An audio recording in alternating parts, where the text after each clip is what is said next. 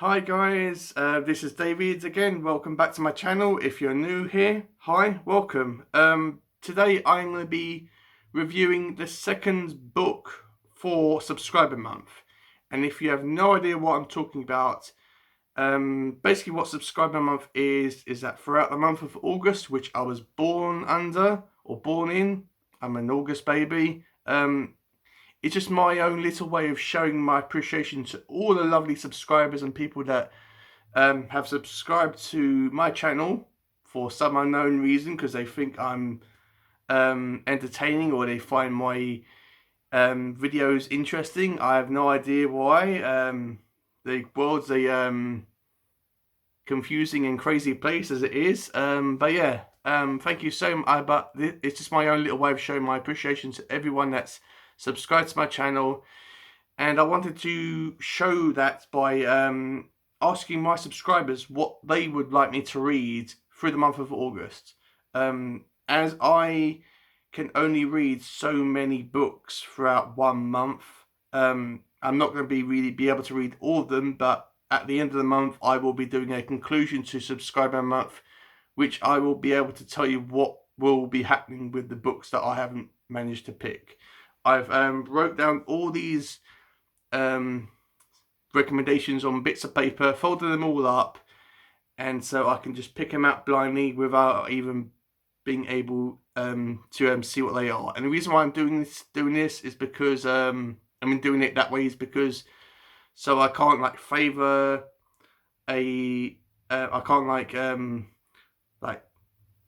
can't pick one book because it's recommended to me by a subscriber that I really like their content over, so I can't really so there's actually no favoritism towards it, so it's completely fair.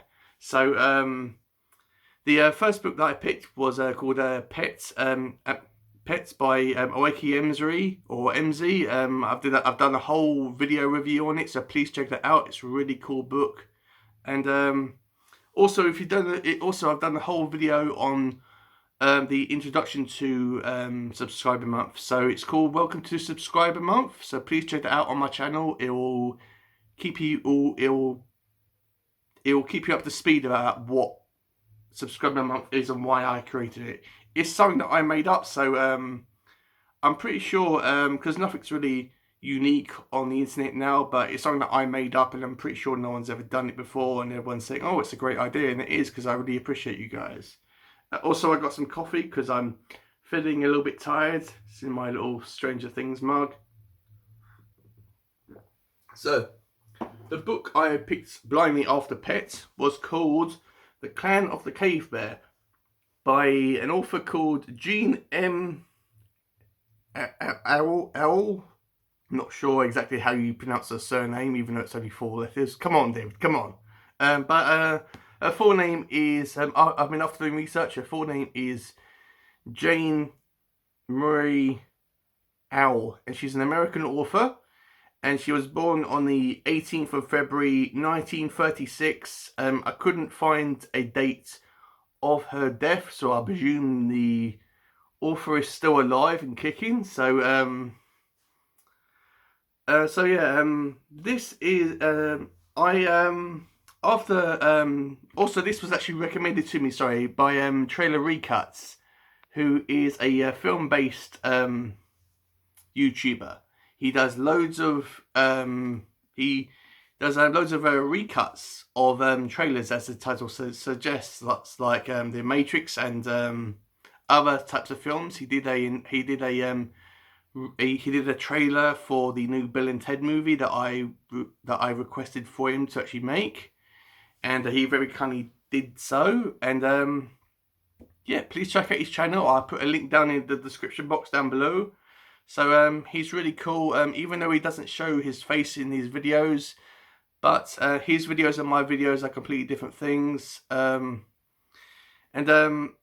Yeah, it was very strange about getting, because he's not the only film-based YouTuber who is subscribed to me and who is a very avid follower of my channel and my content. It's not really far off when you consider that pretty much all films and movies and TV series are based on a book. So yeah, but he recommended this to me, the Clan of the Cave Bear, and when I went into my local bookstore, shortly after after I actually uploaded the video, which was entitled "What Should I Read for the Month of August," and he recommended this to me.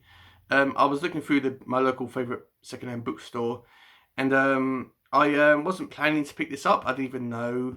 I was just looking through the shelves, and I saw this, and I thought, okay, I'll actually pick it up because Trailer Recuts wanted me to read this, so I picked it up. And yeah, it's a secondhand copy. To be fair, I didn't have the best experience reading this, but I will go through it in a minute. I'll explain myself, yeah, throughout this video. But let's talk about the most important thing of all. This was a birthday present to someone. Look, it's got a note in it. I love books that have got notes in it as well. I mean, it's got a little note saying, "Oh, that this was a present." So it says. So this is what it says here. It says, "Happy birthday, Stuart. Love, Mum." And it says brackets 17 today. Even though it looks like that under the 7 she was about to put a 5, so she thought her son may have been 15. But come on, Mum, you should know how old Stuart, your son is. Well, I presume that Stuart's her son because it's from Mum. Yeah, but I mean, anyway. Look at that. There's no hugs or kisses, that she's actually put there. I think, come on, Mum, do it properly. Come on, you have to give him at least one kiss in after you've done that. Come on, it's like standard thing to do. Sorry, and then next to it says another book to add to your reading collection. So that's what it says there. So I thought it was a kind of cool thing. I always like it when there's notes like that in the book. It gives the book a bit more character. It's like, and also the secondhand books as well are really cool as well because think about it. I mean, this originally was a brand new book that was in a brand new bookstore. Where did it? I mean, what store did it originally originate from? Where did it go? All the different hands and people that it went to. Did they enjoy it? Did they not? And to have a little note like that at the front to give it a bit more character from one of the previous owners was like really cool. I mean, did even Stuart even like this book? Who actually knows? It'd be cool if he actually watched this, but I doubt it. But yeah, I mean anyway. So a little bit of backstory as well, not too deeply into this book. This was published on the 4th of May 1980. So it was published on Star Wars Day. May the 4th be May the 4th be with you. I'll get there in a minute. So that was like a nice little cool thing that I noticed when I was researching this book. And the genre of this is a prehistoric fiction. When I was about to pick this up, or when I was reading this, I didn't know anything about it. All I knew, I didn't watch any reviews on it. I didn't watch anything like that. All I knew about the book was what I read on the back. That's all I knew. And I read the back, and also on the front, there's a picture of the author there, and it has the normal like blurb there that tells you who the author is and a little bit of their backstory and all that type of stuff. So that's all I knew about it. I thought it was going to be. I knew it was going to be a tribe-based book. For some reason, weird reason, I thought it was about more about native Indians more than anything else. I didn't know it was about cavemen, and that's what it is about. It's about these groups of cavemen on prehistoric Earth. So that was a kind of a nice thing to have. I was really excited for it because it sounded really cool. Because I've never read anything about cavemen before. Although I did tell a lie, I actually did read 2001: A Space Odyssey, and the first chapter of that was focused on cavemen. And to be honest, I found that whole chapter to be much more interesting than this entire book. But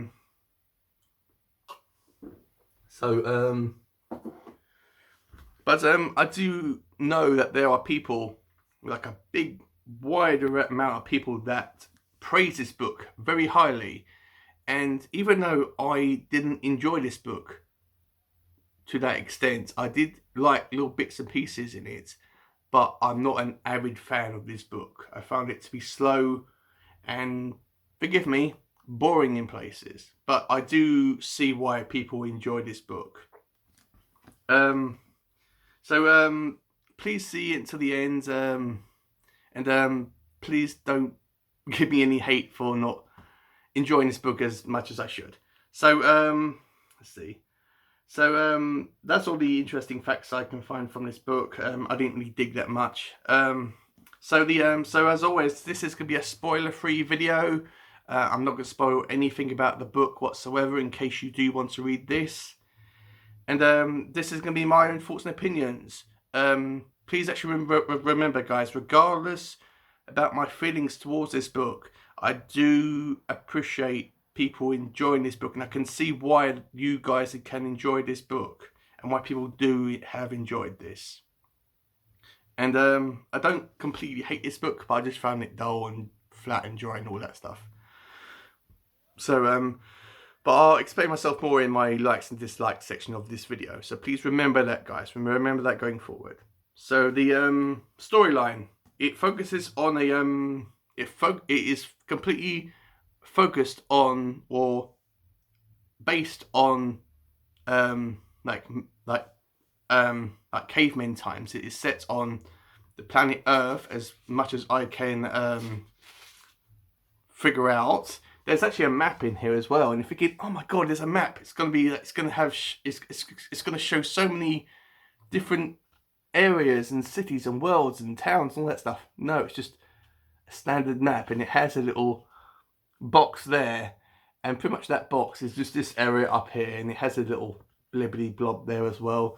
So it's not really like the most extensive map in the world or most complicated map to understand ever, but it's a nice little addition, I suppose. So the story opens up with a little 5-year-old girl, and the book describes her to be completely butt-ass naked. And I didn't really want to picture that in my head, so I just imagined the little girl wearing a tattered dress, like rags, like Cinderella, and just running in the woods and forest and all that type of stuff. And she's running around, and she's lost her mum. And she's calling for her mum all the time, and she's running around, and she's trying to find out where she is and find out where she is, and she's very scared as well. There actually happens to be a earthquake that shakes the whole scenery around her. It completely violently shakes, and we, as far as I'm aware, we never really find out anything about this little girl's mum or her parents or what happened. And if it did explain it, I was so bored. I overlooked it. So be aware, guys, I did like that chapter. I did like the first chapter of this little girl by herself. I found that interesting. It's probably the best part of the book that I actually read the first time. So remember that. So so as the story progresses, we find out that this girl gets attacked by a cave lion. She crawls into a little crack in the wall to get away from the cave lion, and the cave lion scratches her arm, and she gets rescued by this tribe called the clan. Now the clan is split up into men and women. Even though they're one unit, the men and the women have got two totally different roles. The men are the hunters, they're like strong people, the leaders of the clan. They are responsible for hunting and taking care of the tribe as a whole, and taking care of the women and the children. So that's their role. The women are responsible for taking care of the children, taking care of the clan, like cooking and cleaning, and providing tea that they make out from bark from trees and giving to the ladies, kids, and the men of the clan. And they are very interested in plant life. They make all these different like herbs and medicines from different plants, and they are more overall knowledgeable about the world rather than the men of the clan. Now the women of the clan are strictly forbidden from being hunters. From actually being hunters. They cannot like kill all these animals and then bring them back for the clan to eat.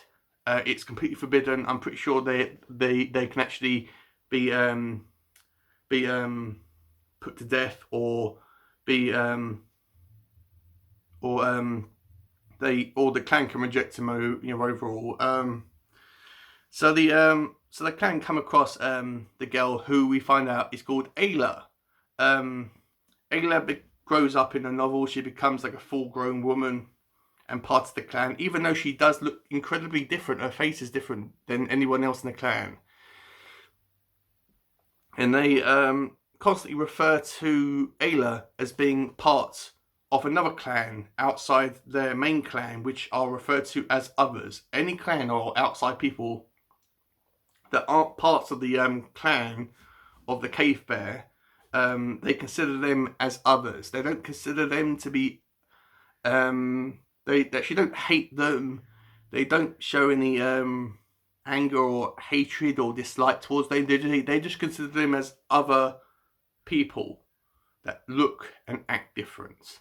And this is what happens with Ayla. She acts and looks different, but ultimately she gets accepted as a whole by everyone from the clan eventually. I think Ayla was the most interesting character in this whole book for me, but she wasn't capable, unfortunately, to hold up the whole book for me. But I am willing to give this another shot. She is taken in from when she's a little 5-year-old girl by a medicine woman in the clan called Isra or Izza, something along those lines. I can't, Isra, I think her name is. And she's the medicine woman. She's the main healer of the clan. And she takes Ayla in as her own daughter. As she has always wanted the daughter. And Ayla's there, and she adopts Ayla and brings her up as her own daughter. So I actually read the first 5 chapters of this book. And I listened to the rest of it on audio. And the reason why I did this is because I think about last weekend I went out on Saturday and Sunday up to London on trips because it was a nice hot days. And it kind of messed up my reading habits. So I was behind with reading this book. So I looked on YouTube and I found the audio book.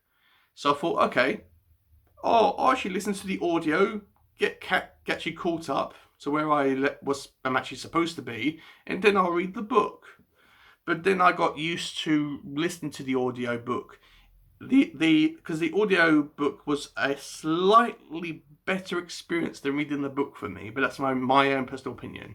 So I just got used to listening to the audio. So I only physically read the first 5 chapters of this, and then I listened to the audio book for the rest of the novel. Because it was a more easier way for me actually doing it, and much quicker actually. As the story progresses, we find out that Ayla was actually sexually attacked by one of the men in the clan, where he apparently, I think, rapes her, supposed to rape her, but he forces herself onto Ayla, has sex with her, and she's all covered with blood. She's all like bleeding all over her body, down in her little, no place, and she's in like pain, internally and externally, and she even goes to like a river. And I'm thinking, what did this guy do? I mean, he's probably like doing it wrong if you're like, after you have sex with someone, they're actually covered with blood. I mean, there are aspects of this book that I really liked. Like, I liked Ayla, as I said. I liked situations in this book. I liked it when they went out to hunt mammoths. Although I would have liked it if they observed the mammoths and then wanted to catch them alive and then ride on their backs and then hunt while on the backs of these mammoths. That would have been really cool. But no, what they did is they just basically like killed one of them with a spear and then probably ate its flesh. You know, I don't know. But I found that kind of to be a bit cruel and, you know, mean and all that stuff. So it kind of like annoyed me.